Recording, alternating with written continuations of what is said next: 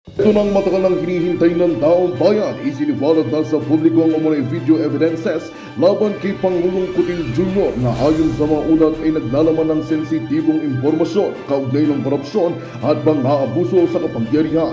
Ang nasabing ebidensya ay isinalang sa isang closed doors briefing na dinaluhan ni na pangalawang Pangulo Sara Duterte at Senador Bongo na ngayon ay tila handa ng umarangkada sa pagbubunyag ng buong katotohanan. Ayon sa insider report, kapwa nagkaisa sina VP Sara at Sengo sa panahon na para itigil ang pananahimik at bigyang linaw ang mga irregulalidad sa loob ng administrasyon. Pinaniniwalaan na isa ito sa mga pinakamabibigat na hakbang laban sa kasalukuyang pamumuno at maaaring magbukas ng pinto para sa mas malalim na imbestigasyon sa mga di-umano'y anomalya sa gobyerno. Hindi pa inilalabas sa publiko ang buong nilalaman ng video, ngunit inaasahang gagawin ito sa mga susunod na araw. Samantala, wala pang tugon mula sa Malacanang ukol sa mga negasyon at viral na balita, ngunit inaasahan ang magiging reaksyon ng palasyo sa mga darating na oras. Nananawagan ang publiko ng transparency at pananagutan mula sa mga nasa posisyon. Kami ay patuloy na magbabantay sa bawat hakbang na inihahatid sa inyo ang pinakabagong impormasyon sa isyung ito dito lamang sa aming himpilan. At yun nga ang balitang ating pakakatutukan. Ngunit bagong lahat, siguraduhin mag-subscribe at ihit ang notification bell para sa patuloy na pagtutok sa mga sulyap ng bagong balita dito lamang sa tunay na boses ng masa.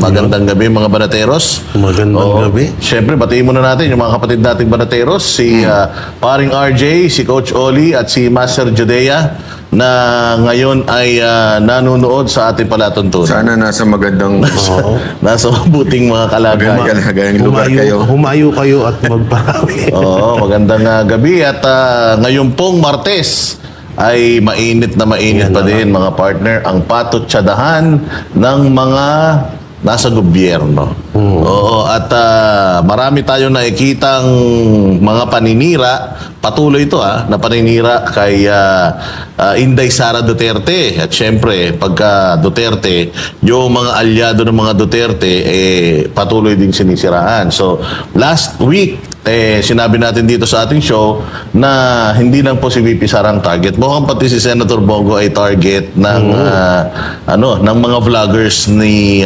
Tambalos Dos at saka ni BBM. Ang issue nila yung palagi ang pagla-livestream ni Senator Bongo. Pero ano ba yung mga nila-livestream ni Senator Bongo? Di ba? Che Guevara. Problema Coach, dyan, pag hindi naman nag-live, sasabihin walang ginagawa. Di ba? Tapos pag nag-live, magagalit kayo. Mas maganda nga yun di ba? Kesa naman yung walang, hindi nga nagla-live, pero yung ginagawa naman, puro kabalastugad. Di ba? At least ito, makikita natin kung ano talaga ginagawa niya. And everyday, kasi parang sinasabi, para na siyang vlogger. Dahil lahat ng kanyang mga ginagawa ay naka-live. Which is, tama naman yun. Okay naman yun. Maganda naman. Lalo na kung yung ipinakikita ng live, yung maayos, di ba, trabaho. Ang mahirap, yung inilalive mo yung personal na buhay mo, na wala namang may tutulong sa kapwa, sa buhay ng mga Pilipino, di ba? Negative ba yun? Parang sa akin para daw vlogger. Bakit? Negative ba ang vlogger? Kaya nga. Para sitahin nyo. Di ba? Para mo sinasabi pagka nagla-live vlogger, masama.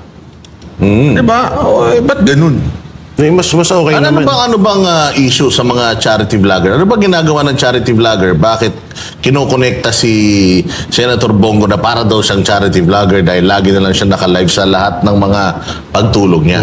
Bakit humihingi ba ng donasyon si Senator Bongo kapag ka nagla-live siya doon? Kasi ang mga charity vloggers, as far as I know, magpapakita yan ng mga charity works nila and then after, manghihingi na yan doon sa mga nanonood sa kanya. Hindi ba? Pero itong ginagawa ni Senator Bongo, nila-live niya yung mga ginagawa niya. Let's say, may nasunugan. Hindi ba? Nila-live niya yun. Pagka pumupunta siya doon at tumutulong. Pero nanghihingi ba si Senator Bongo ng ginagastos niya para doon, hindi ba? Pera naman din ng taong bayan yung ginagamit niya sa pagtulong sa mga kababayan natin. So anong masama kung ipakita niya sa mga kababayan natin yung pagtulong niya, di ba, Jay? Di, yung sa pagiging charity, kasi dati ako charity vlogger eh. So dalawa din yan ang uri ng mga charity vlogger. Merong tinatawag na charity money at charity vlogger. Okay. Yun nga, totoo nga yan. May talaga, may mga sponsor, ganun. Pero ang yung sinasabi ko nga, yung sa charity, kapag hayaan mo silang magbigay sa'yo, hindi ka manghihingi. Pero yung charity money kasi, yung at alam mo yung nagpapakalat ngayon ng issue about kay Senator Bongo, dati rin yung charity. Baka siya kurakot siya ng charity vlogger. So isa din siya. Kaya nga tinabla ko siya, isa rin siya sa matatawag na charity money. Kasi nga, una-una, at ang daming na-scam din nung tao na yun, pero wag na natin pangalanan. Ayun nga, yung pag-live ni Senator Bongo, wala pong mali doon.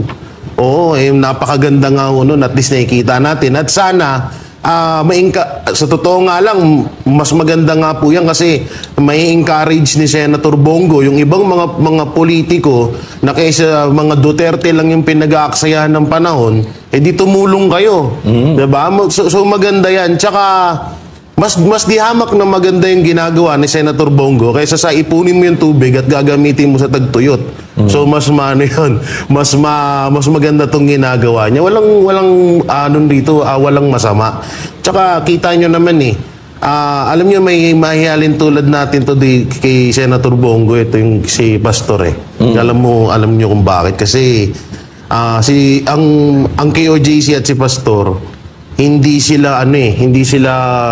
nila masyadong in-expose yung kanilang tulong sa mga kababayan natin. Kailan lang din talagang naglabasan etong mga na noon pa naman talagang tumutulong si Pastor sa mga kababayan natin off-cam.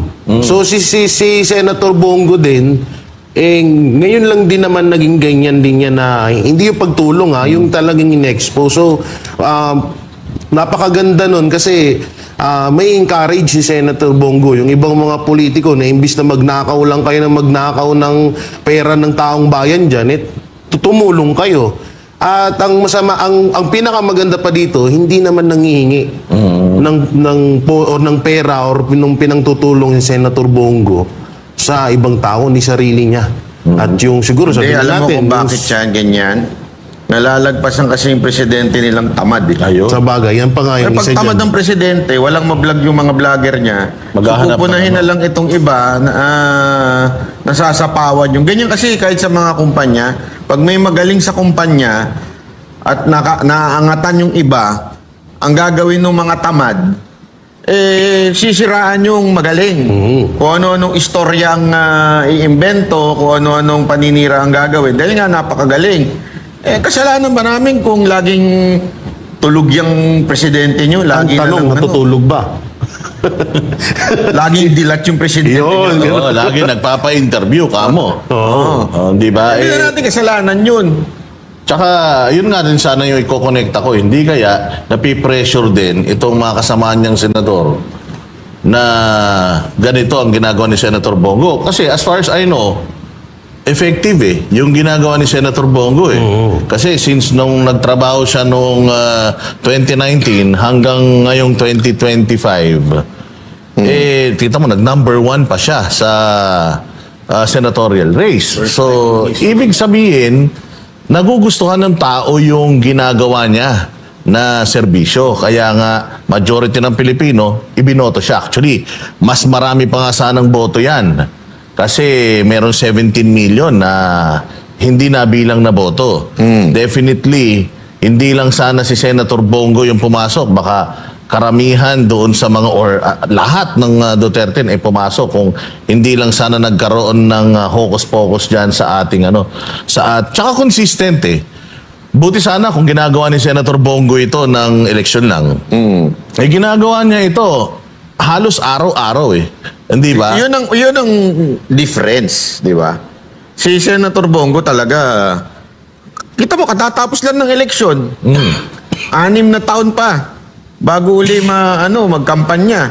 Pero trabaho. Oh. Kasi meron akong kilala, isang senador. Oy. Ang tahimik yung unang 3 taon. Tapos talak ng talak after nung malapit na. Nung talagang malapit na, todo na yung pagtatalak niya. Meron akong kilalang, kilala ko yung sinasabi mong senador, babae yan. Oo. May kilala ako isang senador, babae din.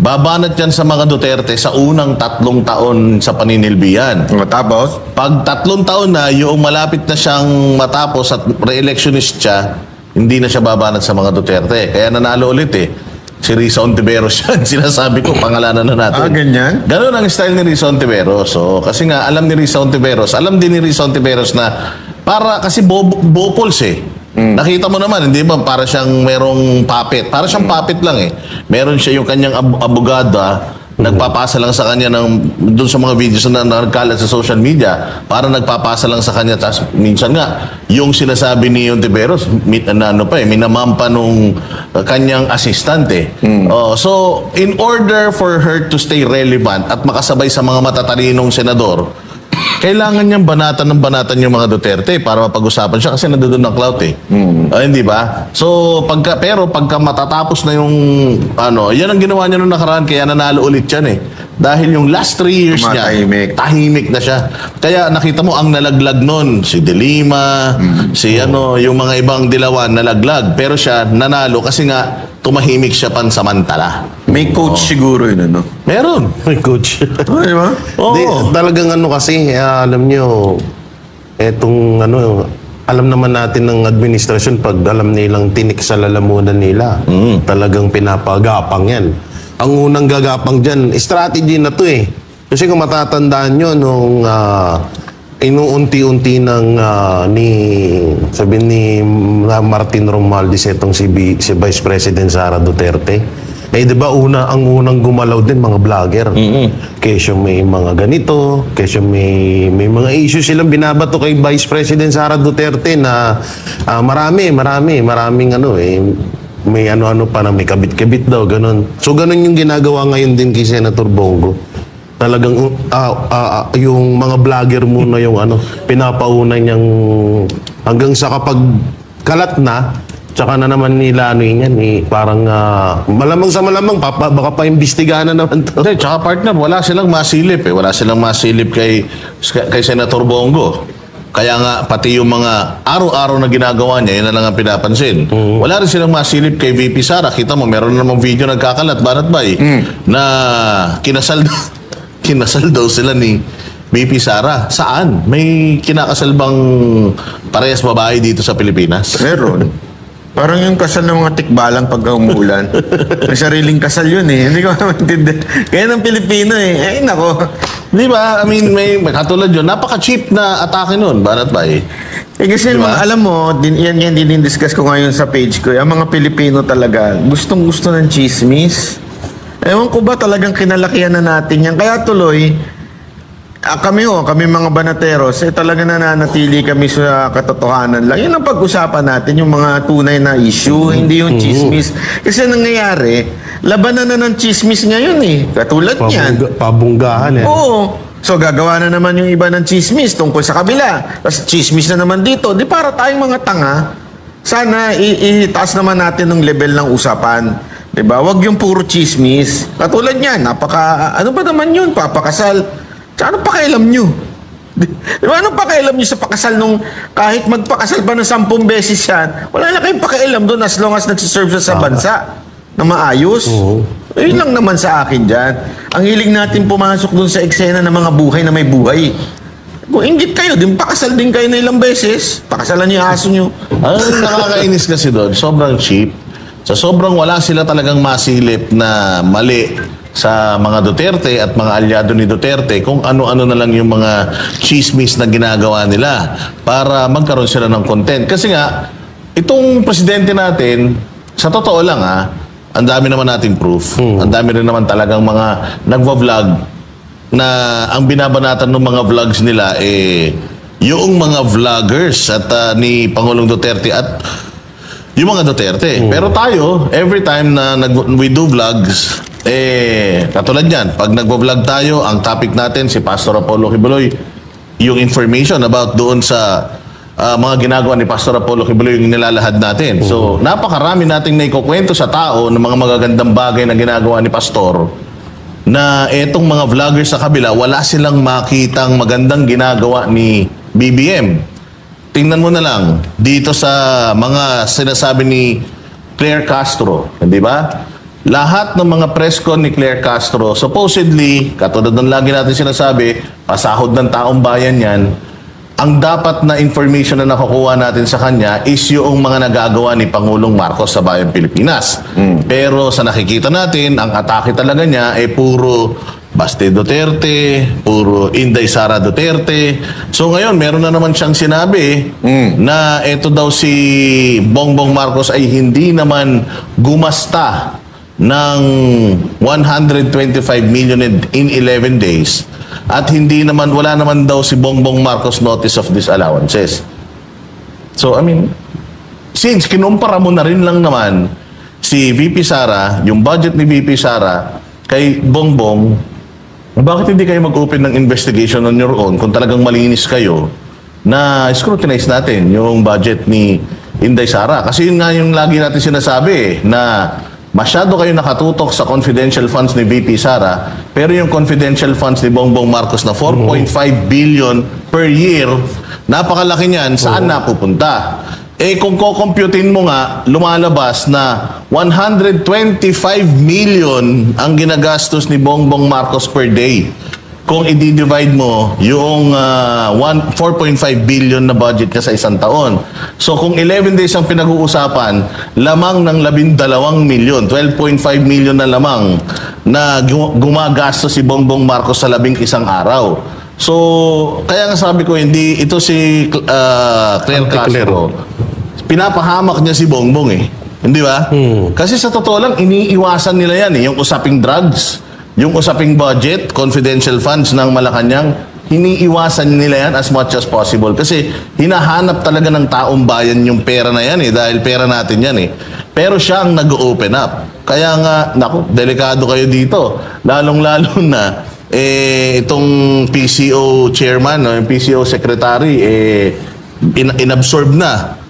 Balitang yung posisyon na yan, walang tumatanggap. Kaya, tinanggap na ni, sino ba to? Yung PCO secretary? Si, pangalan yan? Yung Ruiz. Jay Ruiz. Nakakahiya yun, banat ba yun, na ikaw, second choice ka lang. Kumbaga, nakaabang ka kung may papalit o wala. Dahil walang tumatanggap, ikaw na yung nilagay. Ikaw, papayag ka ba kung ganun? Alam mo, ito kasi ang problema talaga sa administrasyon na to. Kaya din ang dami nawawala dyan sa PCO. Wala kasi sila may balita. Kasi mantakin mo yung 5-minute response nung kanilang PNP chief. Paano mo ibabalita yun? Diba? Palpak eh.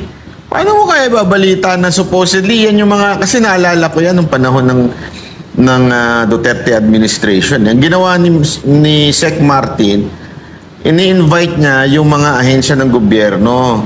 Sila ang magkwento. Ano bang nagawa na sa inyong departamento? Ganon. Di ba? Ngayon, wala. Si Claire Castro lang putak ng putak. Wala naman siyang alam. Doon sa mga nangyayari, hindi niya nga mapagtanggol itong 5-minute na response ni Torre. Napalpak. Kita niyo naman niya. Kita niyo ba yung video na yon? Di ba? Na siya mismo nagsabi. Ano ba yan? Wala pa nga eh. Wala pa nga. Di pa nagsisimula, dumating na. So alam mo, scripted eh. Talaga naman, kung ikaw naman, vlogger ka, ikaw, alam natin yan. Wala kang material. Pag wala kang material, anong gagawin mo? Aawayin mo na lang yung mga kasalanan. Gagawa ka na lang ng chismis. Mas madali yun eh. Oo, kasi ang chismis, mabenta yan sa mga taong, alam mo na, walang isip. Mahina ang kokote, mas nag-enjoy sila dyan. So, gawa ka na lang ng chismis. Diba? At least, may views ka pa. Mas madali kasi nilang yung paggawa ng chismis. Mas madaling gawin. Tsaka, hindi lang sa... Pagbobo kasi yun eh. Ha? Pagbobo ka talaga, hindi mo alam ang topic, gawa ka na lang chismis. Katulad lang sa ating yan eh. Hindi kayang makapagbalita yung mga vlogger nila. ng magagandang nagagawa ng administrasyon. Ang gagawa ng issue yung mga Duterte. Minsan, kasama na tayong mga vlogger. Kung ano, tayo na lang yung ultimo Focus personal na, na buhay. Uungkatin, kesyo bakla. Diba, palaging tinatawag sa amin kasi yun, mga bakla doon. So, ganun ng ano nila eh. Tingin mo si Auntie Claire, diba? Dahil wala nga nagagawang maayos yung gobyerno at nagtataka nga ang taong bayan kasi ang daming pondo na dumaan. Kaya nga yung sinasabi mo kanina na 4.5 billion na confidential fund niya. Hindi lang yun eh. Biruin mo sa loob ng 3 years, nagkautang ang Pilipinas ng napakalaking pera. Oo. Diba? So kung ikukumpara mo yan sa mga naunang presidente, napakalayo. Wala pang pandemya. Wag naman sana pero partida wala pang pandemya pero napakalaki na ng utang ng Pilipinas. So sana pupunta yun. Kaya nga yun yung sinasabi natin na yun yung hindi dapat na mga impormasyon na tinatouch ni Claire Castro eh. Kasi nga, hinahanap ng taong bayan unang-una sa Kongreso yung kanilang yung open the books, hindi ba? Binuksan niya ni Pangulong Duterte. Diyan nga nagsimula itong pagkatanggal ng prangkisa ng SMNI dahil diyan sa gikan sa masa para sa masa na yan. Hinahanap natin yan, pera na yan. Ang isa pang sinasabi ni Congressman Marcoleta na kung pinag-uusapan natin yung notice of disallowance ni Inday Sara, pag-usapan din natin yung notice of disallowance ng lahat ng may confidential funds.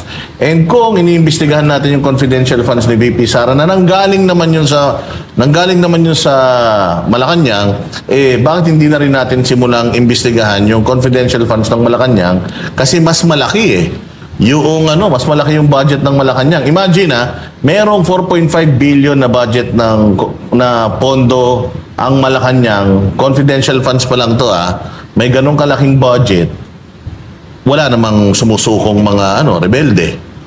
Di ba? Wala namang malalaking mga drug lords na nahuhuli. Dumadami pa. Wala namang mga ginagawang bagong mga kalsada. Meron naman sila, kayo naman. Ano? Marami silang ginagawa. Yung high five. Yung Oplan, ano ba yun? Oplan Horus. Ano? Horus? Ano ba yung high five? Hindi niyo alam yung high five. Paki-refresh nga.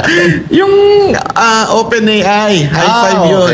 Okay. Ang tawag doon na high five, baka ganun. Baka doon nila ginagamit. Oo. Sa troll farm. Oo, sa troll farm. Katulad lang ng mga makakaliwa, vlogger na rin. Talaga. Mga nagbablog na. Malay mo. Dumadami na sila. Kaya may ginagawa sila. Meron naman pala talaga. Yun lang. Walang kapakin. Tapos may mga balita pang nagbabayad sila ng vlogger para pabanguhin yung mga pangalan nila. So, nag-a-assume tayo dahil hindi rin naman nila pinapakita kung saan nila dinadala talaga yung pera. Katulad nga lang din yan ng drug test. It's safe to assume na talagang positive siya sa drugs kasi nga hindi niya pinatutunayan Hindi siya nag-undergo ng drug Alam mo testing. kung gaano sila kapalpak? Ito, may papakita ako. Hindi ko lang napadala dyan. Ito, Yan, lapit yan, Hindi yata mababasa Basahin mo na lang. Basahin natin. Sabi nung isang vlogger nila, pangalan ay Sangkay. Huwag mo nang pangalan. Sangkay, sabi. Pati si kaalaman, nalula na sa nangyari sa Pilipinas. Anong milagro itong ginagawa mo sa bansa? Bongbong Marcos. This nation shall be great. Kasi daw, itong Egypt, ini-export na daw natin. Pag binasa mo naman, sandali, private company to Anong kinalaman ni Bongbong Marcos dito? Magtataka ka. Sabi ko, ang bobo naman ito. Bopol siya. Yan yung nangako ng ginto in-export na daw sa 30 na bansa yung Egypt. Akala ko naman DOTR. Pero pag binasa mo, sandali. Private. Ano ito? Modern Egyptian ng Francisco Motors. Tanga. Para mapapaganon kayo. Anong kinalaman ni Bongbong Marcos doon? Diba? Samantalang marami tayong mga produkto na ina-export na nawala na sa atin. Hindi naman nila binabalita. Katulad ng saging, yung durian. Dati sa atin kumukuha ng durian yung mga karatig bansa. Pero ngayon kumukuha sila ng durian sa Thailand na tsaka sa Vietnam. malaking market yun. No? Actually, apektado talaga yung durian farmers natin sa Mindanao, pati yung mga saging. Dati sa atin kumukuha. Katulad yan, away sila ng away sa China. Yung China pala, ang daming mga kinukuhang produkto sa atin. O kita mo ngayon, sa ibang bansa na kumukuha ng sa ibang bansa na kumukuha ng mga produkto nila. Wala na. Sayang din yun. Kita rin natin yun. Tsaka farmers ang tinatamaan dyan. Wala silang pakialam. Basta may propaganda lang nila, basta maging anti-China lang sila, wala silang pakialam kahit na may mga negosyong naapektuhan dito sa Pilipinas dahil sa politika nila. Di ba? Dapat nga ang pangalan ni Bongbong, Mr. Perfect eh. Speaking of yung investor. Kahit kasi sinisisi ng gobyerno yung pagbagsak daw ng mga investment sa Pilipinas, mga investor kay BP Sara. Ang sagot ni BP Sara, kahit nandyan o wala ang impeachment, wala na talagang investor confidence dito sa ating bayan.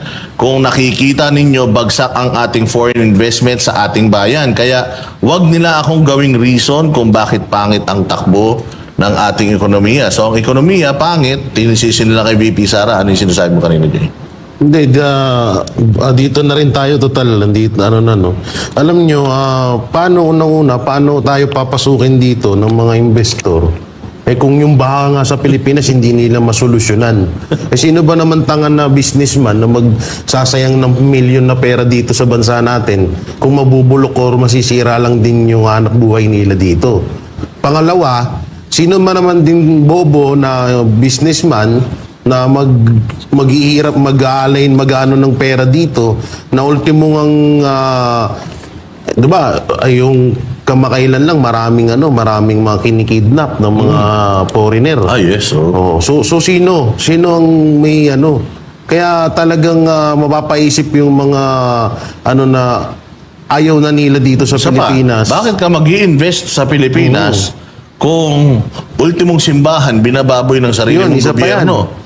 Maraming kapalpakan ng gobyerno kaya yung sinisisi nila kay Vice President Sara Duterte, yan talagang kalukuhan yan. So ang dapat sisihin dyan si Marcos. Kasi unang-una, biruin mo, saan ka ba naman na makakita na isang pulis na halos wala na sa katinuan, ginawa mong general? Diba? Saan nakita na isang vlogger, hindi naman sa pagmamiliita, kasi pare-pares lang din naman tayong vlogger, na ang alam may chismos, pagchichismis lang, tapos ginawa mong spokesperson mo. So, yung pag-ipon nga lang ng tubig, gagamitin sa pagtagtuyot isa ng kalokohan yun. So, mapapaisip din talaga yung mga tao na at yung mga investor na wala sa katinuan tong namumuno sa bansang Pilipinas. Kaya sino nagsabi niyan? Sila Castro. Sila Castro? Oo.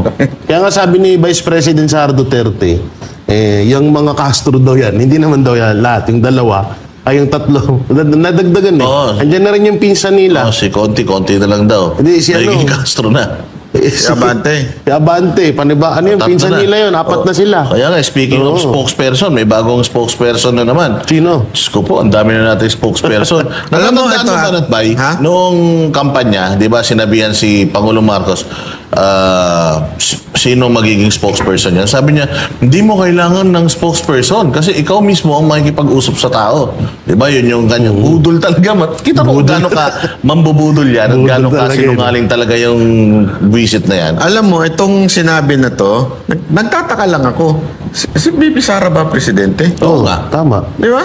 Hindi ko mag-gets bakit nila, ano pakialam ng ibang bansa sa isang vice president lang, maging halimbawa lang assuming that she was found guilty ng yung mga pinibintang sa kanya sa impeachment article, di ba? Anong kinaugnayan? O anong mangyayari sa bansa? Wala naman siyang kapangyarihan pagdating sa gobyerno. Pagpapatakbo ng gobyerno, wala siyang kapangyarihan. Pagpili ng Senate President, hindi rin naman niya yun kayang impluensyahan. Pagpili ng Speaker of the House, wala rin naman siya. Sa Judicial, hindi rin naman siya nag-a-appoint. So, walang power ang isang vice president to influence any sa government. As a matter of fact, lalo na ngayon na siya yung opposition, di ba? So, it has nothing to do with businesses sa Pilipinas. So, bakit nyo ibibintang sa kanya? Ang talagang merong direct control sa lahat from executive, tapos may influence sa legislative, nag-a-appoint sa judiciary, presidente. Bakit yung sisisi kay vice president?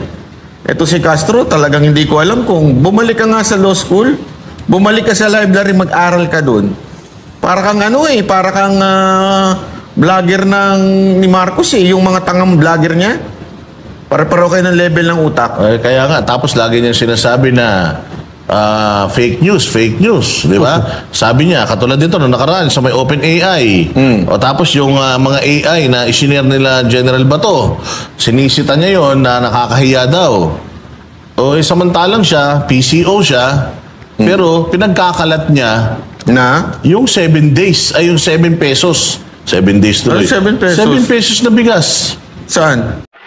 Magandang balita ang hatid namin sa inyo ngayong araw. Sa pagtatapos ng aming balitaan, nagbigay kami ng mga mahalagang impormasyon.